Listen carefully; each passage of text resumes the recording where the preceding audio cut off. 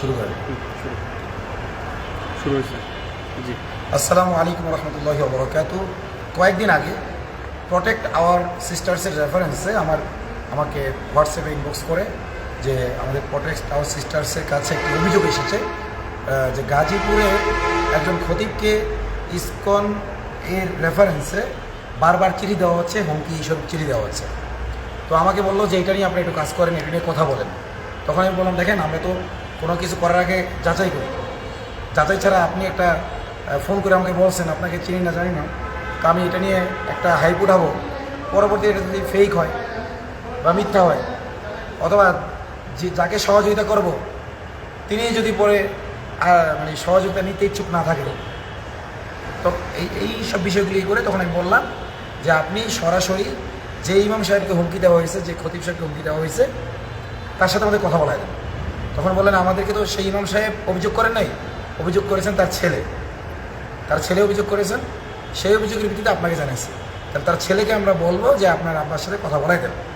দ্বিতীয়বার তারা আমাকে জানাইলো যে তার ছেলেকে মানে বলা হয়েছিল, কিন্তু আপনার এই ইমাম সাহেব এটা নিয়ে খুব বেশি বড় কিছু কি করতে চাচ্ছেন না, যে উনি এতটাই ভীত হয়ে গেছেন যেটা নিয়ে আবার কিছু করতে গেলে না অন্য কিছু হয়। তো এই ব্যাপারে এখন তার ছেলে এখানে উপস্থিত আছে। এখন মূল বিষয় যেটা, এই হুমকিগুলো চলছিল আর এইভাবে আমি বলছিলাম যে সরাসরি ইমাম সাহেবকে বলেন আমাদের কাছে সাহায্য চাইতে, কারণ যেহেতু উনি এখনো মিসিং তো হন নাই, ওনাকে হুমকি দিচ্ছে, উনি তা আছেন, তাহলে উনি আমাদেরকে বিষয়টা খুলে বলুক। উনি ইসকনের নামে বয়ান করেছেন, এই কারণে যদি অনেক সমস্যা হয় উনি খুলে বলুক। তো যাই হোক, এটা একটা প্রসেসিংয়ের মধ্যে ছিল যে ইমাম সাহেব আমার সাথে যোগাযোগ করবেন। ইতিমধ্যেই আজ সকালে উনি গুম হয়ে গেছেন মর্মে ওনার ছেলে একাধিক জায়গায় অভিযোগ করেছেন এবং সশরীরে আমাদের কাছে এসেছেন। আমি অনলাইনে দেখলাম একটু আগে যে প্রোটেক্ট আওয়ার সিস্টার্সের পেজ থেকেও এটা দিয়েছে, তো আমি ইন্নালিল্লাহ লিখে ওটা শেয়ার করেছি, আপনারা পাবেন। এখন ওনার ছেলে সরাসরি আমাদের কাছে আসছেন সহযোগিতার জন্য। উনি থানায়ও গিয়েছিলেন। তো আসলে আমি প্রথমে আপনার কাছে জানতে চাইব যে আপনার আব্বার নাম কি? আমার আব্বার নাম হচ্ছে মুফতি মহিবুল্লাহ মিয়াজি সাহেব। মুফতি মহিবুল্লাহ মিয়াজি? জি। আচ্ছা, ওই মিয়াজি না, আপনি এক মিয়াজি, হাবিবুর রহমান মিয়াজি। হাবিবুর রহমান মিয়াজি। মিয়াজি কি এটা বংশ? আব্বু কোন হিসেবে দিয়েছেন আমার? আচ্ছা যাই, কি মিয়াজি? মহিবুল্লাহ মিয়াজি সাহেব। আপনি ফারেক কোন জায়গায়? ফারেক দারুল আশাদ লোকেশন। বয়স কত ওনার? বয়স 70 থেকে 75-এর আশেপাশে। অনেক বয়স। আচ্ছা, উনি ইসকন নিয়ে কি বয়ান করেছিলেন বুঝি? আসলে আপনি শুনেছেন? ইসকন নিয়ে কথা বলে নাই। আমি আব্বুকে, যেহেতু উনি একজন খতিব সাহেব, তো মসজিদের এলাকার ভিত্তিক হিসেবে ওনার দায়িত্ব আছে মানুষের ইমানের হেফাজতের জন্য। জি জি। এই জন্য আমি আব্বুকে বলছিলাম যে দেখেন আব্বু, মুসলিম মেয়েদেরকে হিন্দু ছেলে কর্তৃক এভাবে নৃশংসভাবে এরকম হেনস্থা করা অথবা মান ইজ্জতের সম্মান করা, এই সমস্ত বিষয়গুলো যেন আসলে মুসলমান জানতে পারে, আমাদের এলাকার বা আমার এলাকাবাসী যেন জানতে পারে। এই জন্য আমি আব্বুকে বলছিলাম যে আপনি এই বিষয়টা নিয়ে মসজিদে কথা বলেন। অবশ্যই জানা দরকার যে ওরা আমাদের বোনদেরকে কিভাবে হেনস্থা করতেছে, কিভাবে সতীর্থহরণ করতেছে, ধ্বংস করতেছে আমাদের মুসলিম। আপনি আপনার আব্বাকে অনুরোধ করলেন যে এই বিষয়ে একটু কথা বলেন, কতদিন আগে বলেন? এটা আজ থেকে প্রায় 3-4 মাস আগে থেকে কথা বলতে বলছিলাম আমি। তারপরে আপনার বাবা সঙ্গে আপনার বাবা বক্তব্য দিয়েছেন কবে? বক্তব্য দিয়েছেন এরপরে আমি বলছিলাম হয়তো বুধ বৃহস্পতিবারের দিকে, আব্বু শুক্রবারই করছেন। মানে আপনি মানে ছেলে হিসেবে আপনি রেফারেন্স দিয়ে কিছু কথা বলেছেন, সেটার ভিত্তিতে তিনি মসজিদে সতর্ক করেছেন। আমি এরকম রিলেটেড কিছু ভিডিও দেখাইছি। এরপরে ওনার কাছে যে চিঠি আসা শুরু হয়েছে, এটা আপনি জানছেন কবে? এটা আমি জানছি যখন আরো 1 মাস আগে যে চিঠিটা হুমকি স্বরূপ তুই বইলা উচ্চারণ করে দেওয়া হয়েছে তখন। মানে এই চিঠির মধ্যে তুই বলে? হ্যাঁ। এর আগে যে চিঠিগুলো আমার বাবার কাছে আসছে, ওই চিঠিগুলো আমার বাবা অজ্ঞাতনামা হিসেবে কোনো মূল্য দেয়নি, ছিঁড়ে ফেলে দিছে। কিন্তু এইখানে আমাদের কমিটি সহ সমস্ত মানুষকে উল্লেখ করা হয়েছে, নামটা সহ। হ্যাঁ, নাম হচ্ছে শহীদ, এবং শহীদ হচ্ছে আমাদের মসজিদের শহীদ সাহেব, উনি হচ্ছে সেক্রেটারি, আর রশিদ যে আছে উনি হচ্ছে আমার মসজিদের কেশিয়ার। ওনাদেরকে আব্বুকে এই সব কথা বলা হয়েছে যেগুলো এখন চিঠিতে আছে।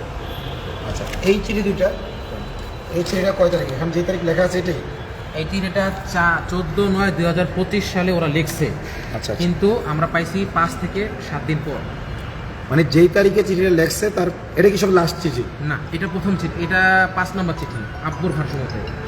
মানে আপনার আব্বুর ভাষ্য মতে এটা 5 নম্বর চিঠি? জি। আচ্ছা 14/9/2025। দেখেন এখানে কার্টুন আঁকা হয়েছে, তাকে এই যে তরবারি কার্টুন। অরিজিনাল তো, এটা ফটোকপি। এটা ফটোকপি।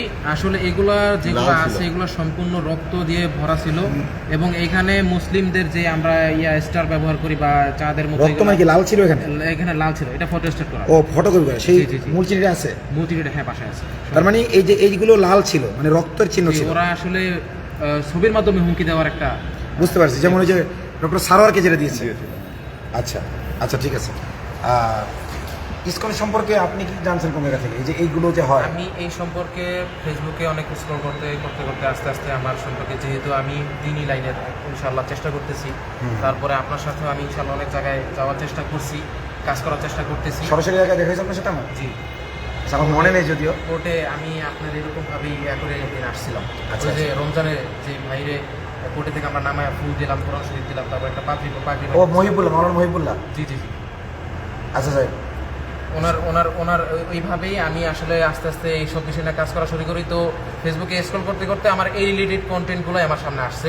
ইসকনের এই ভাউকা লাভ ট্র্যাপ যেটা আছে, লাভ জিহাদ সম্পর্কে, ওই জিনিসটা আমার সামনে আসে। তো এই জিনিসটা আমি বলছি মানে আপনি অনলাইন মাধ্যমে বললাম বিভিন্ন ভিডিও দেখে, বিভিন্ন মেয়েদের ওই যে মামলা ঘটনাগুলো দেখে, নিউজ টিউজ দেখে আপনি এই বিষয়ে সচেতন করতে চেয়েছেন আপনার আব্বাকে।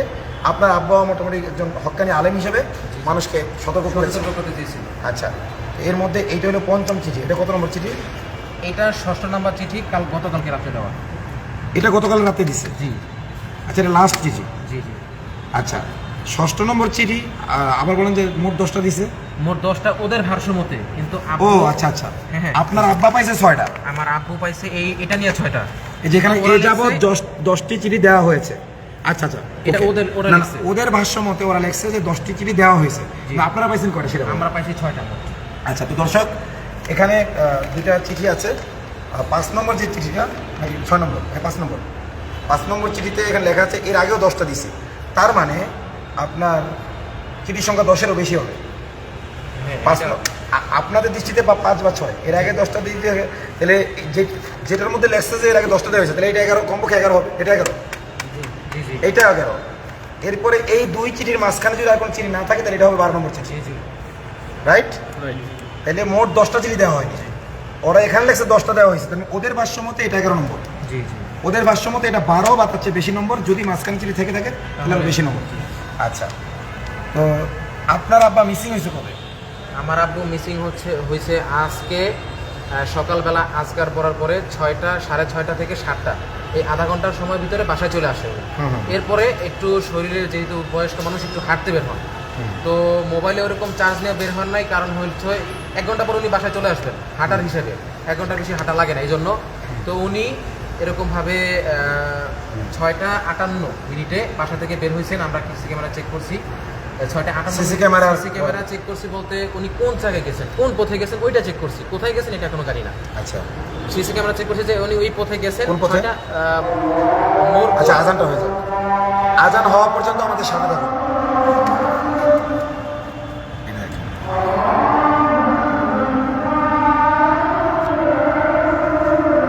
আজান হওয়া পর্যন্ত সাথে থাকুন।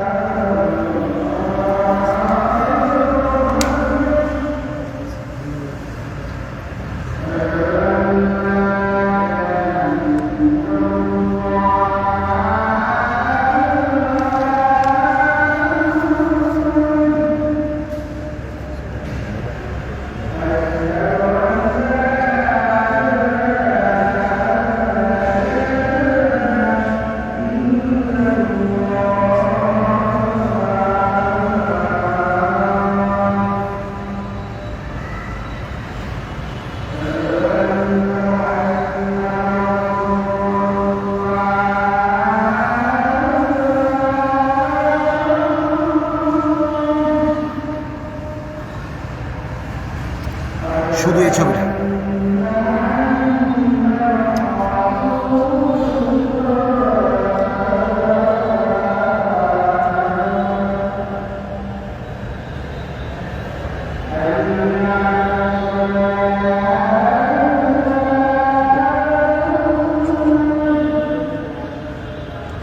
আজানটা হয়ে গেলে বাকি কথা বলবো। আজান পর্যন্ত আপনার অপেক্ষা করবো।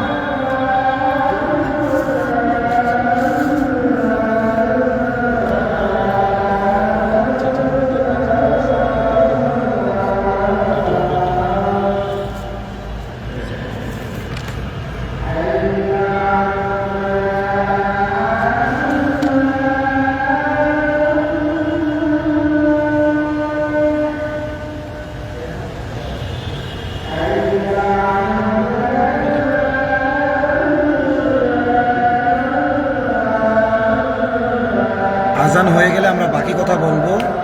সবাই একটা শেয়ার করে সাথেই থাকুন।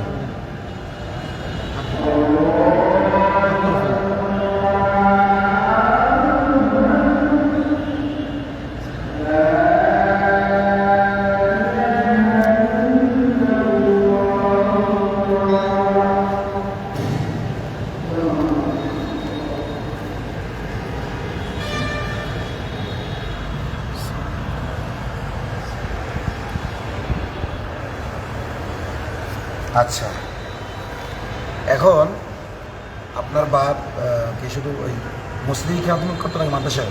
জি, শুভ মসজিদে। তাহলে আপনাদের পরিবারেরও তো নিরাপত্তা নেই। আমার বাসায় এই মুহূর্তে আমার বাসায় শুধু আমার মা, আমার বোন। আচ্ছা এখানে লাইভ, আচ্ছা বলছেন বলেন, হ্যাঁ বলেন। আমার মা, আমার বোন আর হচ্ছে আমার বোনের ছোট একটা বাচ্চা আছে। এছাড়া বাসায় কেউই নেই, পুরুষ মানুষ কেউই নেই। পুরুষ মানুষের কি নিরাপত্তা আছে নাকি? এই প্রশাসন গতকাল যে আমাদের প্রোগ্রামটা ছিল, এত বড় প্রোগ্রাম, একটা পুলিশ দিয়ে সহযোগিতা করে নেই, উল্টো এসে আমাদের একটা থ্রেট দেওয়ার মতো, দেখে আর কোনো বিশৃঙ্খলা যে না হয় এ বলে চলে গেছে। আমাদের প্রোগ্রামে পুলিশ সহযোগিতা করতেছে না। এমনকি এই যে যেই মেয়েটা আশামণি, তারা কি করছে, হঠাৎ করে যে মানে হাসপাতালে রিলিজ দিছে, ওরা ওদের মহিলা পুলিশ সরাই নিয়ে চলে গেছে। কিন্তু এই যে পরিবারটার কি হবে, তার নিরাপত্তা দেওয়ারও কোনো দায়িত্ব প্রশাসন নেয়নি। পরে তার বাপ সকাল থেকে নিয়ে কয়টার সময় আমরা খাওয়াইছি, মানে সন্ধ্যার আগ দিয়ে আমরা যাই খাওয়াইছি, মানে তার বাপ মানে মেয়েটার বাপ ওইখান থেকে বের হয়ে হচ্ছে কিনা, এই যে হচ্ছে। আলহামদুলিল্লাহ, আলহামদুলিল্লাহ। কি বলছিলাম, আপনি কি বলছিলেন যেন? নেটওয়ার্ক ঠিক আছে? ঠিক আছে, হ্যাঁ বলেন।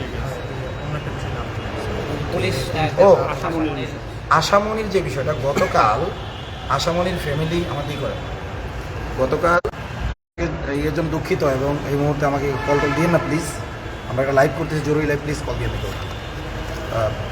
গতকাল আশামণিকে কিন্তু পুলিশ এক নম্বর যেটা বললাম যে আমাদের ওইখানে কোনো নিরাপত্তার ব্যবস্থা তারা করে নেই, বরং বলছে দেখেন কোনো বিশৃঙ্খলা যেন না হয়। আবার ইন্না লিল্লাহি ওয়া ইন্না ইলাইহি রাজিউন, ইন্না লিল্লাহি ওয়া ইন্না ইলাইহি রাজিউন। কই লয়ে গেছে, কই নিয়ে গেছে? আপনার কাছে জানাইলো কেটা? উনি জানছে কার কাছ থেকে? এই তুমি কান্দে, তোমার মাইরে ফেলেছে এরকম কিছু বলছো নাকি? আরে তুমি শান্ত হও ভাই। ও যেভাবে কান্দে আমি বলছি মাইরে ফেলেছে। হ্যালো, আপনি কে? আপনি তোমার আম্মু? আমার বোন। আচ্ছা, ওর বোন বলছেন। আপনার আব্বাকে ইসকনের সদস্যরা নিয়ে গেছে এটা বলতেছেন?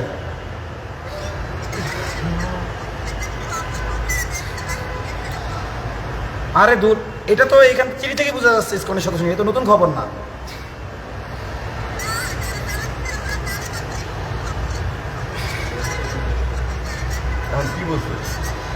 কি বলছে? ভারত নিয়ে যেতেছে। ভারত নিয়ে যেতেছে? ভারত? এটা কে বললো আপনাকে? এই খবরটা কে বলছে ফোন করে? ফোন দেন, ফোনটা দেন। আপনার দুলাভাইয়ের কাছে ফোন দাও তো। দুলাভাইয়ের ফোন দাও। আচ্ছা, দুলাভাইয়ের ফোন দিতে, ঠিক আছে আপনি রাখেন, দেখতেছি। ধৈর্য ধারণ করেন, আল্লাহর কাছে দোয়া করেন। এটা যে সত্য এটা জরুরি না, কেউ হয়তো বলছে ভারত নিয়ে গেছে, আর আপনারা অনেকে অনেক কিছু বলবে, বুঝছেন? এখন মানে ওর কান্দা দেখে আমি ভাবছি যে মার্ডার হয়েছে। সালাম আলাইকুম। হ্যাঁ, কি কইছে আপনারা? কে ফোন দিছিল? হ্যাঁ, আপনারা ফোন দিছিল কে? আসসালামু আলাইকুম, আমি আতাউর রহমান বিক্রমপুরি বলছি। হ্যাঁ বলেন। হ্যালো, শোনা যাচ্ছে না? আসসালামু আলাইকুম। তোমার লাউড দেওয়া দরকার, এমনি কথা বোঝা যায় না। এই ধরে ধরো, পুরুষ মানুষ না, ধরে ধরো না। কথা শুনি আগে, বুঝছি। আসসালামু আলাইকুম। হ্যাঁ হ্যাঁ ভাই, শোনা যাচ্ছে? আচ্ছা ঠিক আছে, কথা শোনা যায়? আচ্ছা নামাজ পড়তেছি। আচ্ছা, আপনার শ্বশুরকে ভারতে নিয়ে যাচ্ছে, এই কথা কে বলছে আপনাকে? আপনার শ্বশুরকে ভারতে নিয়ে যাচ্ছে এরকম কথা আপনি জানেন? আপনাকে কেউ বলছে? আমি আতাউর রহমান বিক্রমপুরি বলছি। আপনার শালা আমার কাছে আসছে এই ব্যাপারে। আমি একজন আলেম।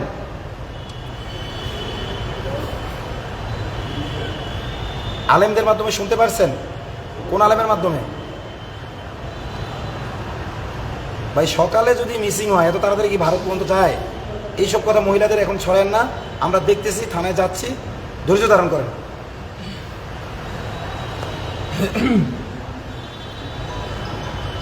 গাজীপুরের ইসকনের মন্দিরে নিচে এরকম প্রথম আচ্ছা, যে বলছে তার নাম্বারটা দেন আপনার শালার কাছে, যার মাধ্যমে শুন তার নাম্বার দেন।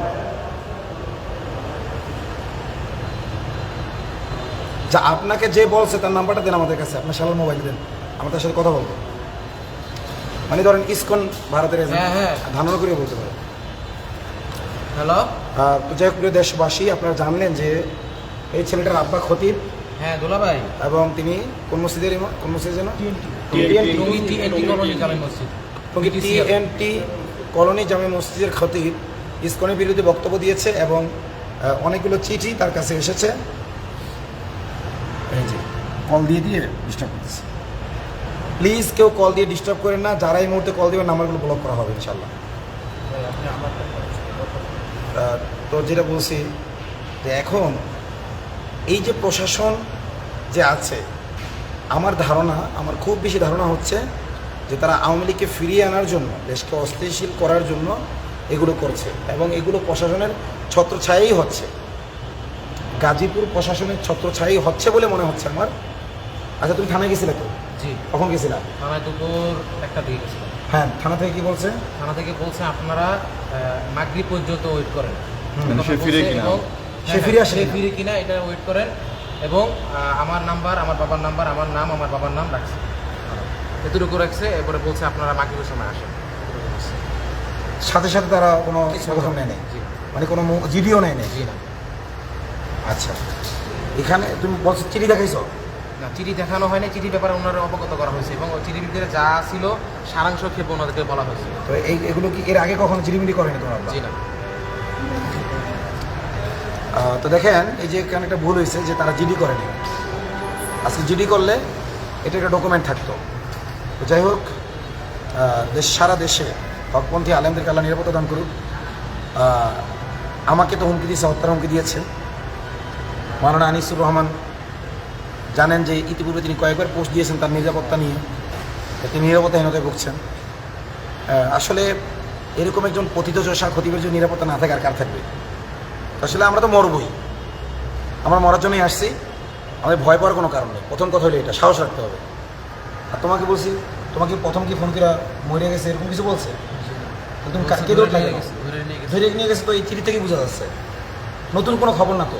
এটা তো কল্পনাও করি না যে ধরে নিয়ে যাবে। আমি ভাবছি তুমি তাহলে আমাকে চাইছো কেন? কল্পনা যদি না করে থাকে তাহলে কেন বলেছে? কোনো হাসপাতালে হয়তো তুমি নিজেকে শক্ত রাখতে পারবা? ইনশাআল্লাহ। তোমার তোমার বাড়িতে তোমার মা, তোমার বোন, তুমি যদি ভেঙে পড়ো, তাহলে তোমার মা বোনের অবস্থা কী হবে বলো তো?